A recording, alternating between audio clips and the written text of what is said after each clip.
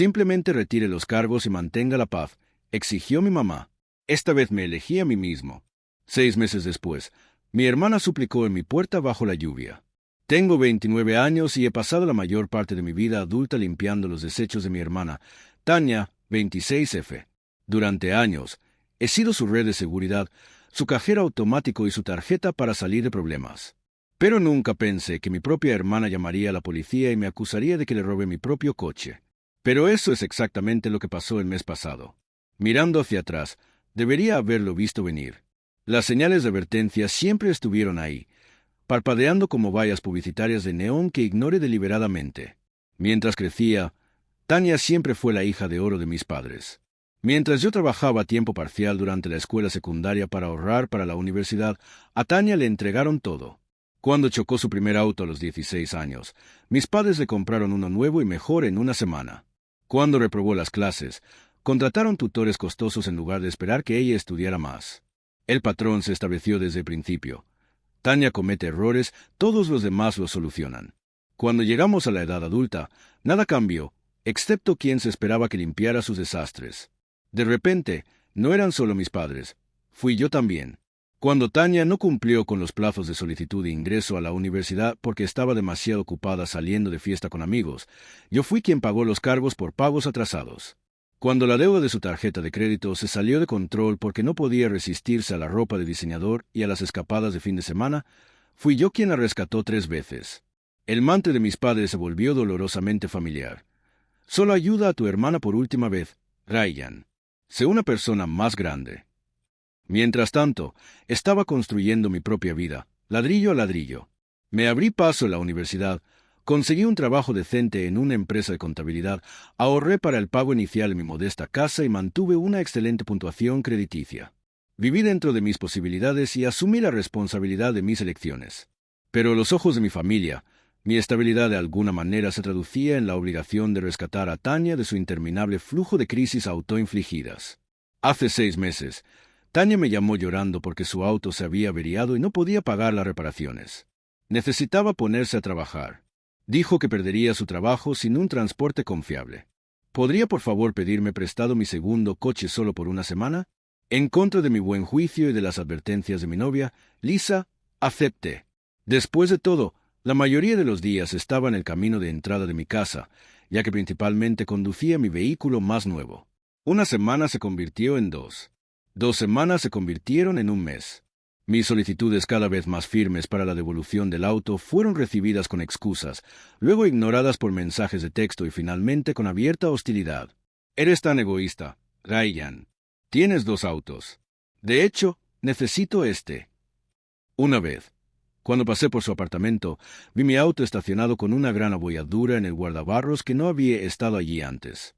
Ella nunca me mencionó ningún accidente, nunca se ofreció a pagar las reparaciones. Más tarde descubrí que había dejado que el seguro del vehículo caducara sin decírmelo. Esta no era la primera vez que mi familia mostraba sus verdaderos colores. Hace 3 Navidades, Tania había pedido prestada una cantidad importante de dinero del bolso de nuestra abuela durante una cena familiar. Cuando se descubrió el dinero perdido, vi a Tania deslizar el dinero en el bolsillo de mi chaqueta en el pasillo cuando pensó que nadie estaba mirando.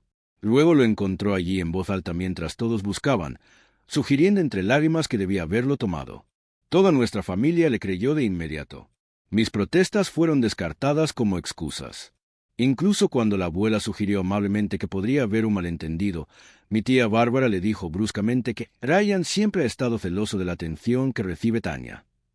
Yo mismo devolví el dinero para poner fin al humillante episodio, y nadie se disculpó cuando la verdad finalmente salió a la luz meses después a través de una confesión borracha de Tania en una reunión familiar. Ese incidente debería haber sido suficiente advertencia sobre lo que Tania era capaz de hacer, pero no lo fue. Entonces llegó el día que lo cambió todo. Estaba en medio de una presentación en el trabajo cuando 3 policías entraron a la sala de conferencias. La cara de mi jefe se puso blanca cuando preguntaron por mí. Precisamente delante de mis compañeros y clientes importantes, me interrogaron sobre una denuncia de robo de vehículo presentada esa mañana. Según el informe, había robado un automóvil que pertenecía a Tania Reed. Mi automóvil, con mi nombre en el título y en la matrícula. La humillación de ese momento me quemó como ácido. los ojos de mis compañeros de trabajo, la expresión tensa de mi jefe, los clientes intercambiando miradas incómodas. Todo quedó grabado en mi memoria. Les proporcioné mi identificación, les expliqué la situación con calma a pesar de mi corazón acelerado y les mostré copias digitales de la documentación del vehículo desde mi almacenamiento en la nube. Lo que realmente me sorprendió fue el nivel de preparación que Tanya había puesto en su engaño. La policía me mostró documentación. Una factura de venta con mi firma que inmediatamente reconocí como falsa, documentos de transferencia fechados 3 meses antes e incluso una declaración notarial que afirmaba que le había vendido el auto y que ahora estaba tratando de recuperarlo después de un desacuerdo personal. El sello notarial pertenecía a su amiga Melanie, que trabajaba en un banco y claramente había abusado de su posición para ayudar a Tanya con este plan. Aún más inquietante fue la seriedad con la que la policía tomó el informe. Un oficial, el detective Wells, parecía inusualmente involucrado en el caso. No fue hasta más tarde que supe que estaba saliendo con la compañera de cuarto de Tanya. Había aprovechado esta conexión para garantizar que el informe se procesara rápidamente, sin el escrutinio habitual que podrían recibir tales reclamaciones. El detective había pasado por alto convenientemente las discrepancias en el registro que deberían haber provocado señales de alerta inmediatas. Afortunadamente, los otros oficiales fueron más minuciosos y profesionales. Después de examinar mis pruebas, rápidamente se dieron cuenta de que algo no cuadraba. Uno de ellos me llevó aparte después de confirmar que mi historia estaba comprobada. «Mire», dijo en voz baja, ella presentó un informe policial falso con documentos falsificados y trató de incriminarlo. «Eso es grave. El fraude notarial por sí solo es un delito grave. Si yo fuera usted, presentaría cargos y es posible que desee denunciar a ese detective por su participación». Mi teléfono ya se estaba iluminando con las llamadas de mis padres. Los dejé ir al correo de voz mientras intentaba procesar lo que acababa de suceder. Cuando finalmente escuché sus mensajes, no me sorprendió el contenido. No me llamaban para comprobar si estaba bien y para expresar indignación por lo que Tanya había hecho. Me llamaban para presionarme para que la encubriera, para decirle a la policía que todo fue un malentendido, que había tomado el auto y lo había devuelto sin decírselo. Ella cometió un error. La voz de mi madre suplicó. «Ya sabes cómo es ella. Dile a la policía que tomaste el auto y lo trajiste. Tu seguro lo cubrirá». Por primera vez en mi vida, me encontré diciendo que no, no solo pensándolo, no solo murmurándolo de mala gana, sino afirmando firmemente. «No, esta vez no». Ella cruzó una línea. La respuesta de mi padre fue inmediata y dura. «Si le haces esto a tu hermana, ya no te consideres parte de esta familia». Esas palabras deberían haberme devastado. En cambio, cristalizaron todo lo que había estado sintiendo durante años. La naturaleza condicional del amor de mi familia nunca había sido expresada tan abiertamente. Después de hablar con un amigo abogado sobre las posibles consecuencias, tomé la decisión más difícil de mi vida. Decidí presentar cargos contra mi propia hermana por presentar un informe policial falso, falsificación, fraude, efectivamente, hurto mayor de automóvil, ya que ella se había negado a devolver mi vehículo a pesar de múltiples solicitudes documentadas. La evidencia fue abrumadora. Recibí mensajes de texto que mostraban que le había prestado el auto temporalmente, no que se lo había entregado. Recibí mensajes que documentaban mis repetidas solicitudes de devolución. Tenía documentos de seguro que demostraban que era el propietario legal. El oficial que tomó mi declaración fue minucioso y recopiló imágenes de las cámaras de seguridad del estacionamiento de mi lugar de trabajo que mostraban que no era posible que yo hubiera tomado el auto cuando Tanya firmó. Mis colegas, aunque se sentían incómodos por estar involucrados, proporcionaron declaraciones de testigos que confirmaban que yo había estado en reuniones cuando ocurrió el presunto robo. Un examinador de documentos forenses confirmó rápidamente la firma falsificada en la factura de venta. La notaria, Melanie, ante la posibilidad de perder su certificación profesional y posibles cargos penales, rápidamente admitió que había certificado ante notario el documento como un favor a Tanya sin mi presencia. El detective Wells fue puesto en licencia administrativa en espera de una investigación interna sobre su manejo del caso.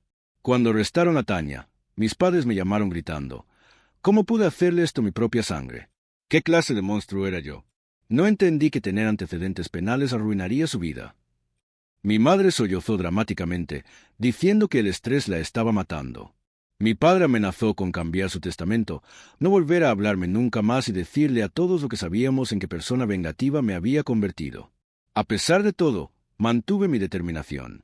Aunque cada conversación me dejaba temblando físicamente, No se trataba de venganza. Se trataba de consecuencias. Por una vez, Tanya enfrentaría los resultados de sus propias acciones sin que yo amortiguara su caída. Mis padres culparon a Tanya, pero se negaron a pagarle a un abogado decente, esperando que yo cediera antes de que el caso continuara.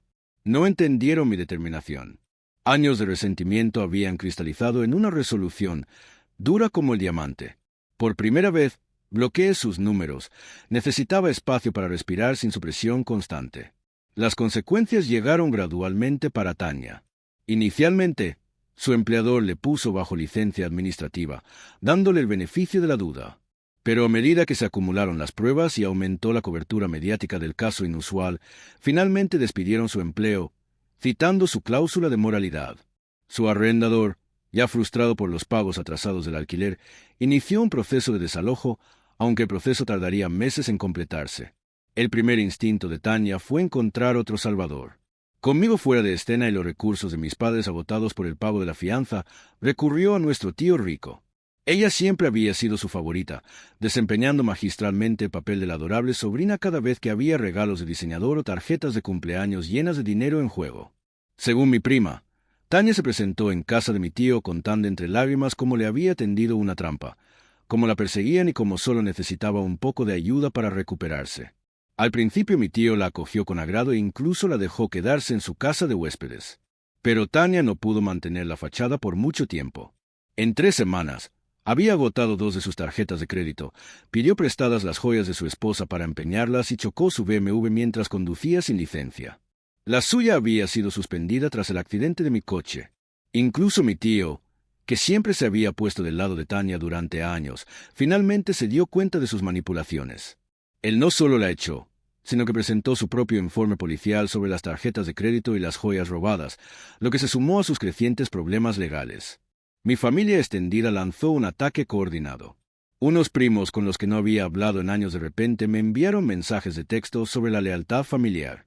Mi tía, que se había puesto del lado de Tanya durante el incidente del dinero de Navidad, me llamó para recordarme que Tanya siempre me había admirado y que la estaba destruyendo al no retirar los cargos. Convenientemente olvidó su propio papel al permitir la falsa acusación previa de Tanya contra mí. Mis cuentas de redes sociales se llenaron de publicaciones apenas veladas sobre la traición familiar, cuidadosamente elaboradas para convertirme en el villano sin nombrarme explícitamente. A través de un amigo en común, supe que mis padres estaban planeando una intervención. Me invitaron a cenar el domingo y planearon tenderme una emboscada con familiares que me presionarían para que retirara los cargos. Rechacé la invitación. En lugar de eso, envié un correo electrónico grupal a todos los involucrados. Adjunté documentación de parte del apoyo financiero que le había brindado a Tanya a lo largo de los años.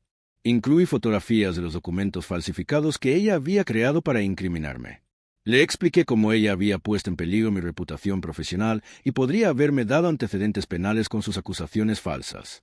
Les recordé el incidente de Navidad y les pregunté por qué ninguno de ellos me había defendido entonces. Terminé con una simple declaración. Siempre he estado ahí para Tanya. He sacrificado mi propia seguridad financiera innumerables veces para rescatarla. Después de todo lo que he hecho por ella, así es como ella me pagó, tratando de arrestarme por un crimen que no cometí. No seré. Hizo al villano por decir finalmente, ya es suficiente. Las respuestas dividieron a la familia. Algunos se duplicaron, incapaces de abandonar la narrativa que habían construido alrededor de Tanya como la víctima perpetua. Pero otros, particularmente la generación más joven de primos que habían sido testigos de primera mano de las manipulaciones de Tanya, se acercaron en privado para ofrecer apoyo. Mi prima llamó para disculparse por no hablar durante el incidente de Navidad. Todos sabíamos que estaba mintiendo, admitió.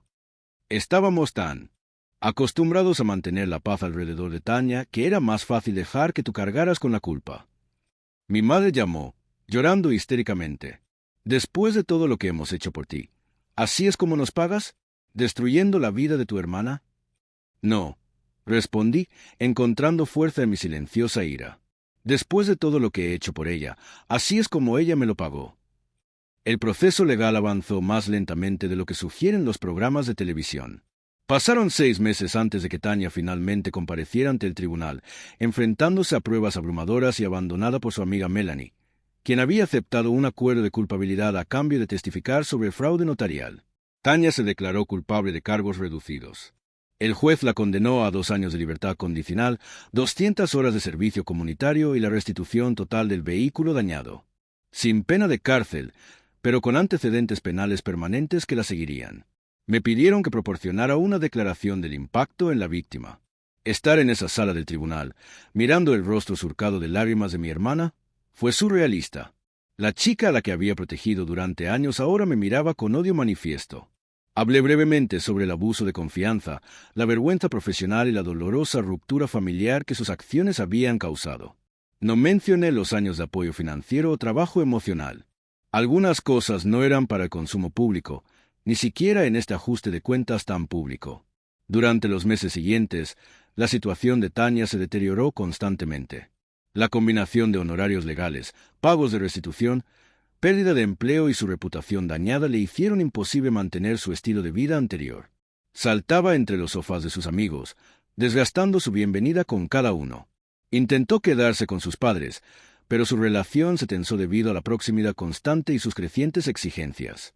Incluso ellos, que la habían ayudado durante 26 años, empezaron a ponerle límites. A los 8 meses, su desesperación era evidente en su comportamiento cada vez más errático. Creó cuentas falsas en las redes sociales para acosarnos a mí y a mi novia, Lisa. Ella apareció en mi lugar de trabajo, provocando una escena que requirió seguridad para sacarla. Incluso intentó salir con uno de mis amigos, Tyler, en lo que parecía ser un intento equivocado de volver a acercarse a mí o de lastimarme. Tyler, al ver a través de ella de inmediato, rechazó sus insinuaciones y me advirtió sobre su acercamiento. 4 semanas después de la escena del tribunal, escuché un golpe en mi puerta una tarde lluviosa. Al abrirlo, apareció Tania, empapada, con una sola maleta a su lado. Su maquillaje corría en franjas oscuras por su rostro, ya sea por las lágrimas, la lluvia o ambas cosas. «No tengo ningún otro lugar a donde ir», dijo, con la voz quebrada. «Me echaron. No puedo encontrar un nuevo lugar con mi historial y sin trabajo. He cambiado, Ryan. Lo prometo. Por favor, soy tu hermana». Por un momento, vi a la niña que una vez me había seguido a todas partes, que me había mirado con ojos de adoración antes de que el favoritismo de nuestros padres envenenara nuestra relación. Por un momento, me debilité. Pero luego recordé a los agentes de policía en mi lugar de trabajo, los documentos falsificados, la planificación deliberada que se utilizó para incriminarme, la expresión del rostro de mi jefe, el frenético control de daños necesario para salvar mi reputación profesional y las innumerables noches que pasé despierto, traicionado por las personas que se suponía que más me amaban. «La familia no hace lo que tú me hiciste», dije en voz baja. «Pagaré 3 noches en un motel. Después de eso, estarás solo». Ella no aceptó mi oferta.